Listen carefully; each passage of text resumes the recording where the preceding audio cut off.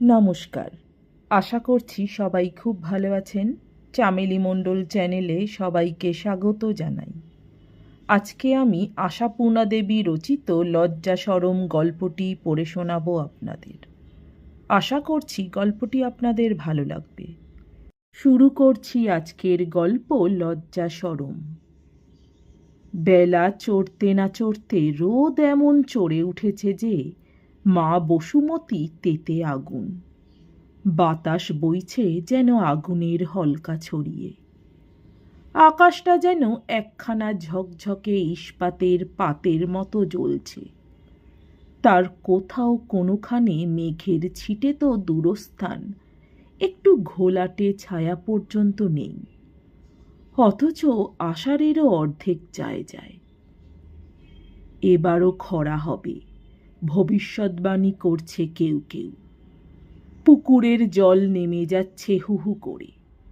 বাঁধানো ঘাটের শেষ তলানি সিঁড়িটা পর্যন্ত এবড়ো থেবড়ো ইটের সঞ্চয় নিয়ে জেগে উঠেছে, যেন কঙ্কালের হাড় পাঁজরা।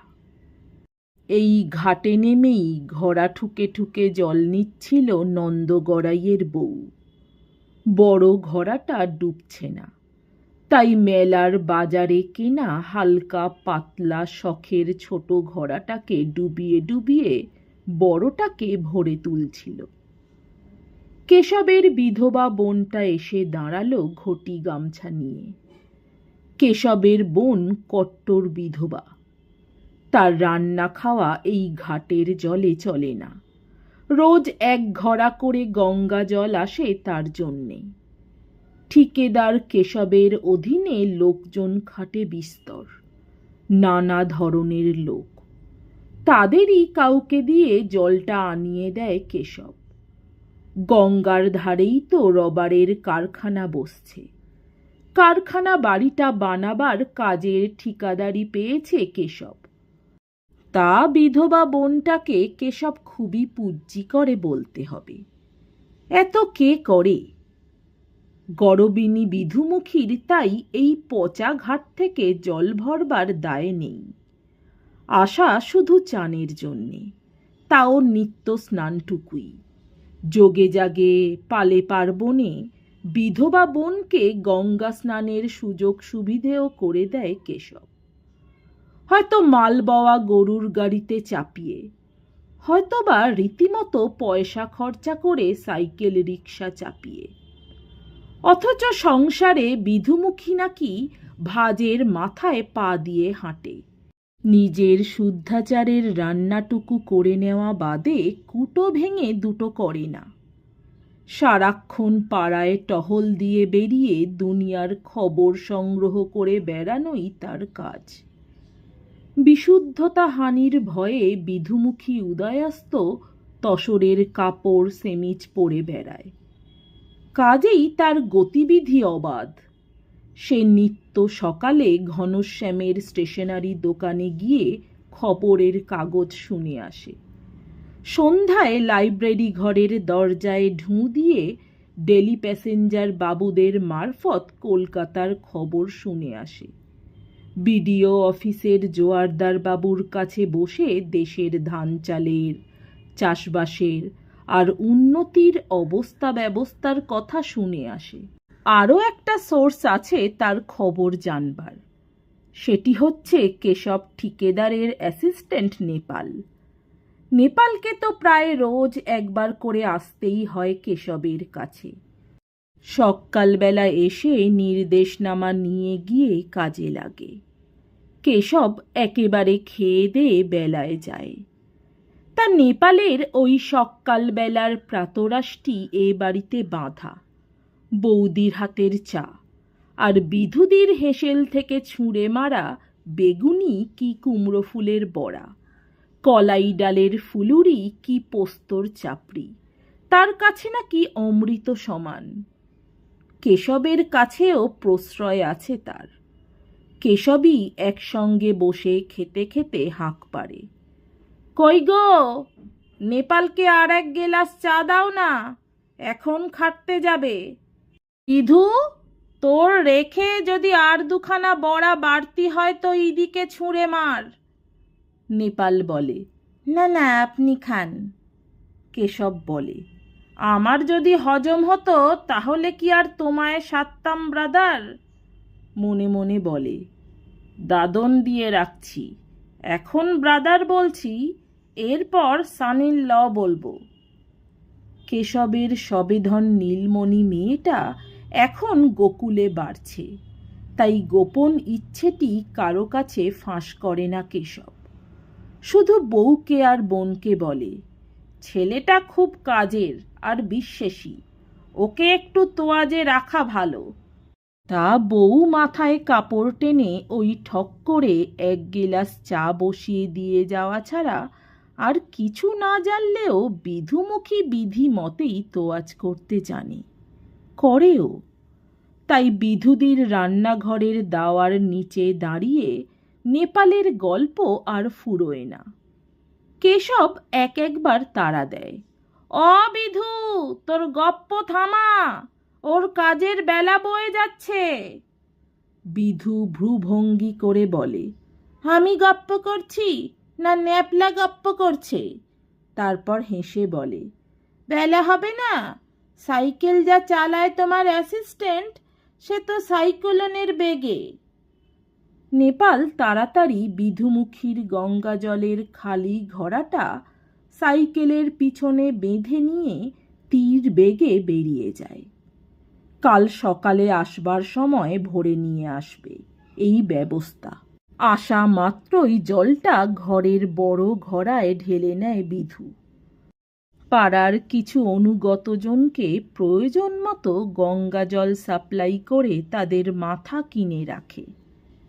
নন্দগড়াইয়ের বউ তেমনি একজন মাথা বিকোনো পড়শি বিধুমুখীর, তাই ওকে ঘাটে আসতে দেখেই তটস্থর ভঙ্গিতে বলে, ঠাকুরঝির যে আজ দেরি।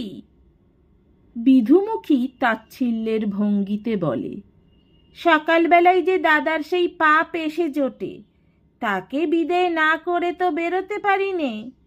এখন গুচ্ছির কলাই ডালের ফুলুরি গিলিয়ে তবে এলাম।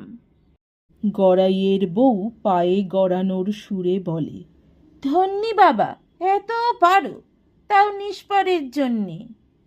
বিধুমুখী হাতে পায়ে তেল ডলতে ডলতে বলে, নিষ্পরের জন্যে খাটতে আমার ভারী দায় পড়েছে গড়াই বউ, করি সদর ভাইয়ের জন্যেই। বউ তো অকর্মার ঢেঁকি, আর দাদার ওই চায়ের সঙ্গে যত ভাজাভুজিতেই মন। আগে তো ওইসব দিয়েই পেট মোটা করে ব্রেকফাস্ট সেরে কাজে বেরোতো, এখন আর পেটে সয় না, তাই পাউরুটি খেয়ে মরতে হয়। ওই মুখ রুচি করতে দু একখানা।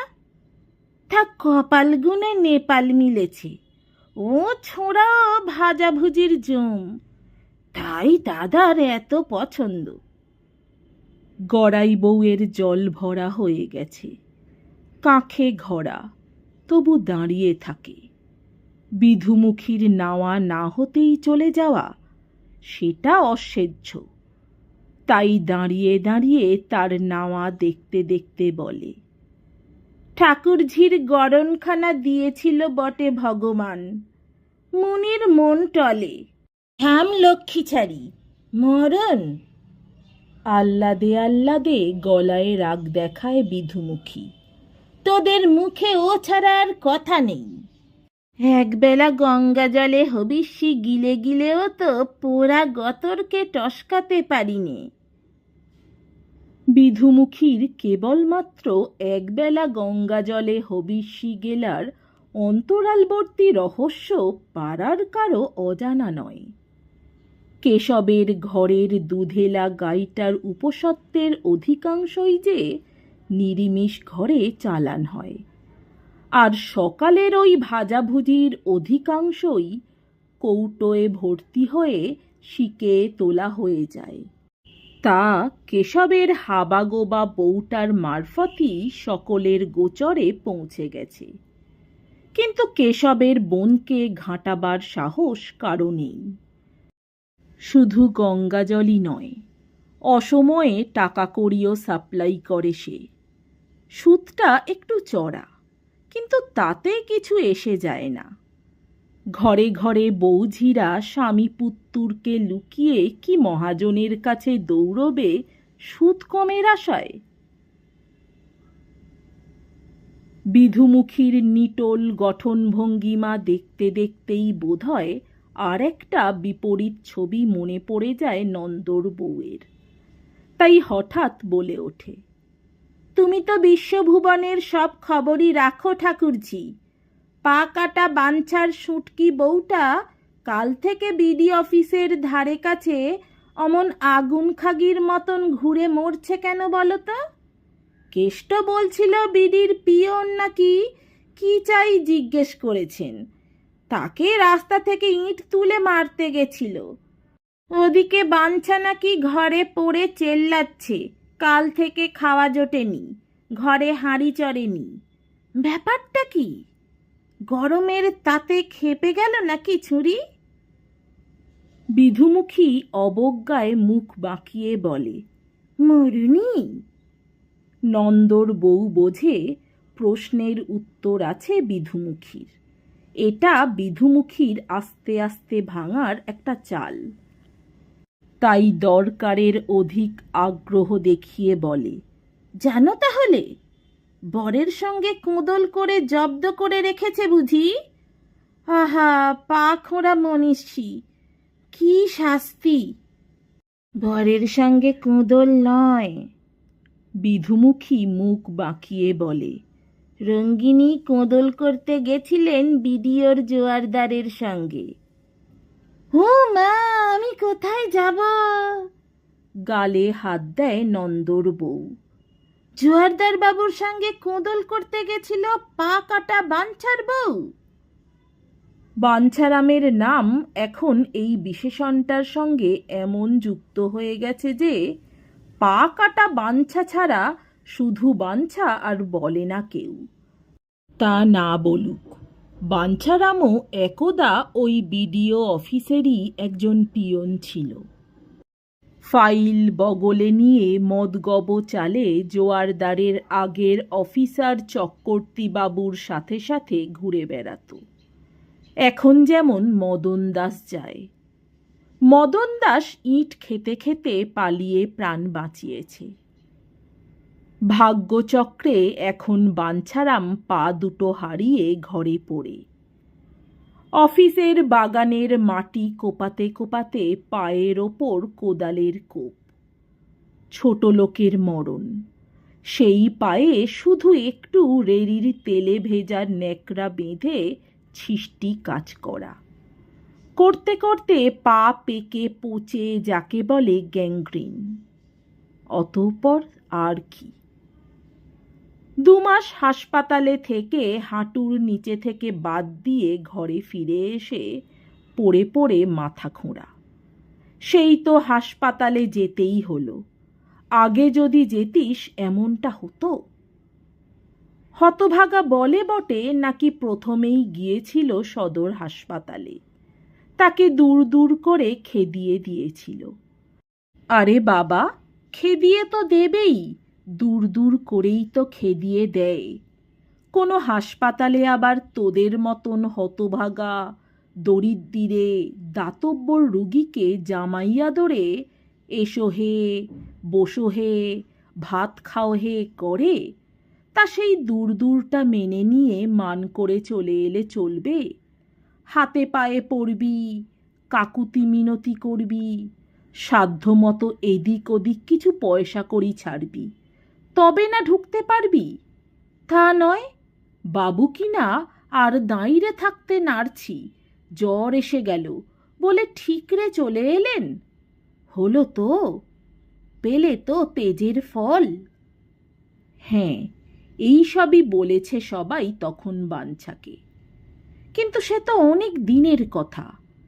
সে যাবৎ ওই হতভাগা পা কাটা বাঞ্ছা হামা দিয়ে দিয়ে ঘরের দাওয়ায় এসে বসে সেখানেই নাওয়া খাওয়া করে, আবার হাঁটু ঘষতে ঘষতে ঘরে গিয়ে চাটাই পাতা বিছানাটায় শুয়ে পড়ে। সরকারি অফিসের নিয়ম কানুনে কর্মরত অবস্থায় অ্যাক্সিডেন্ট হওয়ায় কিছু কিছু পেনশন পায়, তাই কিছুটা চলে, যৎসামান্যই অবশ্য। তা যেমন দান তেমন দক্ষিণা, যেমন বিয়ে তেমন আলপনা, যেমন চাকরি তার তেমনি পেনশন। তবু নেই মামার জায়গায় কানা মামা, তার সঙ্গে বউটার উদয়াস্ত হাড় ভাঙা খাটুনির রোজগারটা যোগ হয়, এই ভালো। তা উদয়াস্ত বললেও ঠিক বলা হয় না। উদয়ের অনেক আগেই উঠে পড়ে বাঞ্ছার বউ, আর অস্তের অনেক পরে তবে একটু গা ছড়ায়। সদা সর্বদাই লোকের চোখে পড়ে পা কাটা বাঞ্ছার হাড্ডিসার বউটা কি না কি কাজ করে বেড়াচ্ছে। ঘাটে দেখো লোকের বাড়ির বাসন মাজছে, খাড় কাটছে। মাঠে দেখো ঘুরে ঘুরে গোবর কুড়োচ্ছে, ঘুঁটে দিচ্ছে। কাদের যেন কাঠ কাটছে, কাদের যেন জল বইছে। আর তারই ফাঁকে ফাঁকে নিজের সংসারের জন্যে রসদ সংগ্রহ করছে। কোথায় বেওয়ারিশ কচু, ঘেঁচু, ডুমুর, কাঁকুর আপন সুখে বাড়ছে, কোথায় পুকুর ধার আলো করে শুশুনি কলমি লক লক করছে। বাঞ্ছার বউয়ের নজর ঠিক সেখানে। বাঞ্ছার বউ মানেই 7 জন্ম তেল না পড়া নারকেল ছোবড়ার মতো লালচে লালচে রুক্ষু রুক্ষু নুড়ো বাঁধা চুল, খড়ি ওঠা আর শিরা ওঠা হাত পা, ছেঁড়া কুটি কুটি একখানা শাড়ির ভগ্নাংশ যা তা করে অঙ্গে জড়ানো, এবং ঘাড়ে কাঁখে কি কোঁচড়ে ওই সংগ্রহ ভার। এই বাঞ্ছার বউ। মেয়েটার অবশ্যই কোনো কালে একটা নাম ছিল, কিন্তু তা নিয়ে কে মাথা ঘামাচ্ছে। গ্রামে ঘরে শ্বশুরবাড়ির বউদের কারিবার নামটা চালু থাকে, বড় বড় লোকের বাড়িতেই থাকে না। তা বাঞ্ছারামের মতো হতভাগার বউয়ের আগে উল্লেখ করা হতো শুধুই বাঞ্ছার বউ বলে, অতঃপর পা কাটা বাঞ্ছার বউ। অর্থাৎ আগে দেখলে শুধুই দুঃখী বলে বোঝা যেত, এখন বোঝা যায় হাড় দুঃখী বলে। তবু এত দুঃখের মধ্যেও আগুন খাগির মূর্তি নিয়ে কবে ঘুরে বেরিয়েছে বাঞ্ছার বউ। আর ওই বিডিও অফিসের ধারে কাছেই বা কেন? আর কেন? সব জান্তা বিধুমুখী গামছা ঝাড়া দিয়ে তেল চকচকে চুলের গোছা মুছতে মুছতে বলে, আর কেন? পা গেছে বলে গভর্নমেন্ট থেকে যে মাসোহারা দেয় বাঞ্ছাকে, দৈব গতিকে তাই বুঝি 2 মাস বাকি পড়েছে। তার জন্যে মুখ পোড়া বাঞ্ছা 2 বেলা জোয়ারদার বাবুর কাছে তাগাদা পাঠাচ্ছে, দেখো আক্কেল। গভর্নমেন্ট থেকে বাকি ফেলে রেখেছে, তা জোয়ারদার কি করবে? তবু খুব নাকি দয়ার শরীর মানুষটার, তাই নিজে বাড়ি বয়ে গিয়ে বাঞ্ছাকে বলে এসেছিল, সঙ্গে তো টাকা নেই, সন্ধ্যের পর একবার যাস দিকি, দেখি কতটা কি করতে পারি। তা বাঞ্ছার তো আর সে ক্ষমতা নেই। হ্যাঁ, হতভাগার যে সে ক্ষমতা নেই সেটা তো সকলেই জানে। সব জান্তা বিধুমুখী হয়তো আরও বেশি জানে। জানে আর কোনো ক্ষমতা না থাকলেও সংসারে আরও একটা খাওয়ার মুখ বাড়াবার ক্ষমতা রাখে বাঞ্ছারাম দাস, এবং সেই ক্ষমতার প্রকাশে বাঞ্ছার বউ বরকে বলেছে, এরপর একবেলাও জুটবে নি, তা খেয়াল রেখো। কিন্তু এ কথা কি জানে বিধুমুখী? দয়ার শরীর জোয়ারদার বাবুও এক নজরে বাঞ্ছার বউয়ের দিকে তাকিয়ে ওই কথাই শুনিয়ে দিয়েছিল। বউটা তো বেড়ার দরজাটা খুলে দিয়েই তার খাটো কাপড়ের ছেঁড়া আঁচলটুকু টেনে টুনে লজ্জা নিবারণ করবার চেষ্টা করতে করতে প্রায় ছুটেই পালিয়েছিল। তবু জোয়ারদার গলা খাঁকারি দিয়ে দাওয়ায় উঠে বাঞ্ছাকে ডেকে বলেছিল, কিরে বাঞ্ছা, বলি ওই ছোঁড়াটা কে রে, যাকে দিয়ে তাগাদা পাঠিয়ে পাঠিয়ে আমার মাথার চুল খেয়ে ফেলছিস? আধখানা শরীর ঘষতে এসে বাঞ্ছা মাটিতে মাথা ঠেকিয়ে সেই মাটির ধুলো জিভে চেটে হাঁ করে উঠেছিল। হ্যাঁ, মাথার চুল? কি যে বলেন! জোর হাসতে মাপ চাইছি বাবু, আপনাকে ত্যাক্ত করতে ইচ্ছে ছিল না আমার, কিন্তু কি করব, পেটের জ্বালা যে কত জ্বালা। জোয়ারদারের মুখটা ব্যঙ্গে কুঁচকে গিয়েছিল। তবু তো জ্বালার ওপর জ্বালা বাড়াতে ছাড়ছিস না। দেশের যত ধান চাল তো এই তোরা ছোট লোকরাই বিনশ্বতী করে চলেছিস। যাদের ঘরে মা লক্ষ্মীর আমাপা ভাঁড়ার, তাদের ঘরে একটা বই দুটো দেখি না, আর তোদের মতন এই হা ভাতে হা ঘরে লক্ষ্মী ছাড়াদের ঘরেই খাওয়ার মুখের গুনতি নেই, বেড়েই চলেছে। বলা বাহুল্য বাঞ্ছা হেঁট মুণ্ডে এ অপবাদ সহ্য করে নিয়েছিল। বিধুমুখীর কি জানা আছে এরপর জোয়ারদার বাবু কিরকম শেয়ালের হাসি হেসে বলেছিল, সে যাক, তোর সংসার তুই বাড়াবি, দুবেলার বদলে একবেলা খাবি, সে হচ্ছে তোর বিজনেস। তবে এই বলে রাখছি, তোর এই আহ্লাদের অ্যালাউন্স এবার বন্ধ হবে। গভর্নমেন্টের টাকা এত সস্তা নয় যে তোদের মতন অকাল কুষ্মাণ্ডদের বসিয়ে খাওয়াবে। বলি, পা দুটোই নয় গেছে, হাত দুটো তো যায়নি, আর হাতই হচ্ছে কাজের অস্তর। বাঞ্ছা কাতর বদনে বলেছিল, আমি কোন কাজটা করতে পারবো বাবু, পঙ্গু মানুষ। তা পারবি কেন? পারিস কেবল। জোয়ারদার একটা অশ্লীল মন্তব্য করে বলে উঠেছিল, চেষ্টা থাকলে হাত দুটো দিয়েই অনেক হয়। কেন, ঘরে বসে মাদুর বুনতে পারিস নে? খেজুর পাতার চাটাই? ওসব মালপত্র আমায় কে যোগান দেবে আজ্ঞে? কেন, তোর ওই সোহাগী বউই দেবে? বাঞ্ছা অবাক হয়েছিল। ও কোথা পাবে? আরে বাবা, বুদ্ধি থাকলে আবার পাবার অভাব? পরিবারটা তোর দেখছি নির্বুদ্ধির ঢেঁকি। যাগ্গে, সন্ধ্যের পর যাস একবার, দেখি কি করতে পারি। আমি যাব? আকাশ থেকে পড়েছিল বাঞ্ছা। জোয়ারদার বলেছিল, ও তাও তো বটে, তা ছেলেপুলে কাউকে পাঠিয়ে দিস রে বাপু। ছেলেপুলে? তাতেও হতাশায় মাথা নেড়েছিল বাঞ্ছা। আমার ছেলে দুটো তো একে মাটির সঙ্গে কথা কইছে, কি বা বয়স, তাও যে দুটো এখন এখানে নেই, তাদের পিসি নিয়ে গেছে নিজের কাছে। আরে মোলো!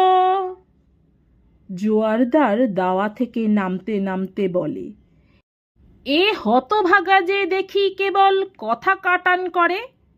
কেউ না থাকে তো পরিবারকেই পাঠিয়ে দিবি, পুরো না হোক কিছুটা টাকা দিয়ে দেব, আর মদনকে দিয়ে কিলো চারেক চাল আনিয়ে রাখব। তা এখন তো আধার পক্ষ চলছে, মেয়ে ছেলে একা পারবে তো যেতে? চাল? কিলো চারেক চাল? তাছাড়া টাকা? আরও একবার মাটির ধুলো চেটে বাঞ্ছা বলেছিল, পারবেনি মানে? ওর ঘাড় পারবে, ওর আবার আলো আধার। রাতের অন্ধকারে আনাজ কানাজ ঘুরে বেওয়ারিশ বাগানের কলাটা মূলোটা কুড়োতে যায় না? শেষ রাত্রিরে উঠে ডোবার ধারুটকে গুগলি হাতড়াতে যায় না? ঘোষের পুকুরে গামছা ছেঁকা দিয়ে তিতপুঁটি ধরে না? ওর পেরানে ভয়ভীত নাই বাবু। আপনি আগে চালটা মাপিয়ে রাখুন গে, আর টাকাটা। আচ্ছা আচ্ছা, জোয়ারদার রাস্তায় পা দিয়ে চেঁচিয়ে বলেছিল। তবে বড্ড ভর সাঁঝে পাঠাস নে, আমার আবার তখন সন্ধে আহ্নিক আছে, সে সময় গিয়ে ফ্যাচ ফ্যাচ করলে রাগ চড়ে যেতে পারে। জোয়ারদার অদৃশ্য হতেই রান্নার চালা থেকে বেরিয়ে এসে বাঞ্ছার বউ কড়া গলায় ভেঙিয়ে বলে ওঠে, ওর ঘাড় পারবে, ওর পেরানে ভয়ভীত নাই। নেই সে কথা বলতে গেছি তোকে গলা ধরে, আমি যেতে টেতে পারবো নি, ওই মুখ পোড়া বাবুটার চাউনি ভালো না। কি বললি হারামজাদি? চেঁচিয়ে ওঠে বাঞ্ছা। পা না থাক, গলাটা ঠিক আছে তার, বরং পায়ের অভাব পোষাতে আরো জোরদার হয়েছে। কাজেই সেই জোরটা কাজে লাগায় বাঞ্ছা। অমন দেবতার মতন বাবুকে এই কথা বলছিস হারামজাদি? জিভ খসে যাবে না? মনি ভয়ে চাকরের বাড়ি বয়ে সে টাকা দেবার কথা বলে গেল, দেখেছিস এমন তোর 14 পুরুষে? যাব না। তোর বাবা যাবে, 14 পুরুষ যাবে। বউটা তবু এক বজ্ঞা ঘোড়ার মতো ঘাড় বাঁকায়, বলে, দিনমানে যাব, রাতটুক যাক না। কিন্তু সে কথা ধোপে টেকেনি। বাঞ্ছা প্রায় ঠেলে পাঠিয়ে দিয়েছিল তাকে, বলেছিল, মানুষের মন না মতি, রাত পোয়ালে যদি মন ঘুরে যায়, যদি না দেয়। কিন্তু গেল তো গেলই বউ, ফেরার নাম নেই। কাঠবেড়ালির মতন তো হাঁটে লক্ষ্মী ছাড়ি, যেতে আর আসতে কতটুকুনি বা সময় লাগবে? চালটা আর টাকাটা নিতেই বা কতক্ষণ? তার মানে এখনো জপ তপ করছে জোয়ারদার বাবু, বসে আছে মাগি হা পিত্তেশি হয়ে। কিন্তু ক্রমশই উচাটন হতে থাকে বাঞ্ছা।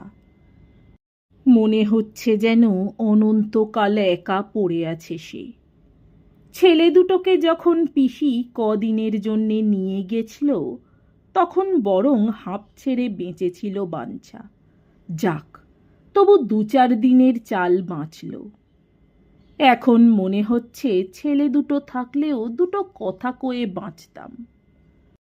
ক্রমশই উত্তপ্ত হতে থাকে লোকটা। আর কিছু নয়, রাতের আঁধারে লোকের বাড়ির আনাচে কানাচে ঢুঁড়ে চুরি বিক্রি করছে। বললে আবার বলে কি না, করব না তো তোর পেটের মধ্যে রাত দিন যে রাবণের চিলু জ্বলতেছে, তাকে কি দিয়ে নেবানো হবে শুনি? আঘুচিয়ে ঘরে বসে থেকে শুধু তো ওই পেটেরই বারবারান্ত দেখি, খালি খাই খাই, তোর জন্যেই চুরি চামারি। কিন্তু আজ আর ওসব কথা মানবে না বাঞ্ছা। আঁচল থেকে টাকা কটা কেড়ে নিয়ে দেবে ঢিপিয়ে। আক্কেল নেই হারামজাদি তোর? মানুষটাকে শুধু 2টো চাল ভাজা ঠেকিয়ে চলে গেছিস, মনে নেই? কথার যোগান দিয়ে চলছিল বাঞ্ছা মনে মনে। স্বপ্নেও ভাবেনি অর্ধেক রাত কাবার করে বাড়ি ফিরে সেই লক্ষ্মী ছাড়া মেয়ে মানুষটা বাঞ্ছাকেই ঢিপোতে বসবে। হ্যাঁ, তাই ঘটেছিল। ভাবতে ভাবতে আর রাখতে রাখতে বাঞ্ছার যখন একটু ঢুলুনি এসেছে, হঠাৎ ওই মেয়ে মানুষটা আগুন খাগির মূর্তিতে গজরাতে গজরাতে এসে 2 হাতে দমাদম কিল বসাতে শুরু করে দিয়েছিল, আর এক নাগারে বলে চলেছিল, তোর জন্যি, এই তোর জন্যি। নক্কি ছাড়া মরা, তুই কেন পাঠালি আমায়? কেন পাঠালি? তোর পোড়া পেটে আগুন ধরুক। না, এ খবর জানা নেই সবজান্তা বিধুমুখীর। সে জানে গভর্নমেন্টের ঘরের টাকা বাকি পড়ার অপরাধে নির্দোষী জোয়ারদার বাবুকে বাড়ি বয়ে গিয়ে গালমন্দ সাপসাপান্ত করে এসেছে বাঞ্ছার বউ। আবার খুন করবে বলে শাসাচ্ছে। কি সর্বনাশ! বলো কি গো? শিউরে ওঠে নন্দগড়াইয়ের বউ। গালে হাতটা ঠেকিয়েছে কি ঠেকায়নি, হঠাৎ ভয়ানক একটা শোরগোল উঠল কোথায়, আর কোথাও নয়, রাস্তায়। আগুন খাগি মাগিটাকে চৌকিদার আর অন্য 5 জন মিলে ধরে বেঁধে হিঁচড়ে হিঁচড়ে থানায় নিয়ে যাচ্ছে। তাই আকাশ ফাটিয়ে চেঁচাচ্ছে মাগি। অবশ্য যদি ওই হারিয়ার মেয়েটাকে ওই বিশেষণটা দেওয়া চলে, কিন্তু ওই খুনে মেয়ে মানুষটাকে থানায় ধরে নিয়ে যাবে না তো কি রাস্তায় ছেড়ে রেখে দেবে? পাগলা কুকুরকে কেউ পথে ছেড়ে রাখে?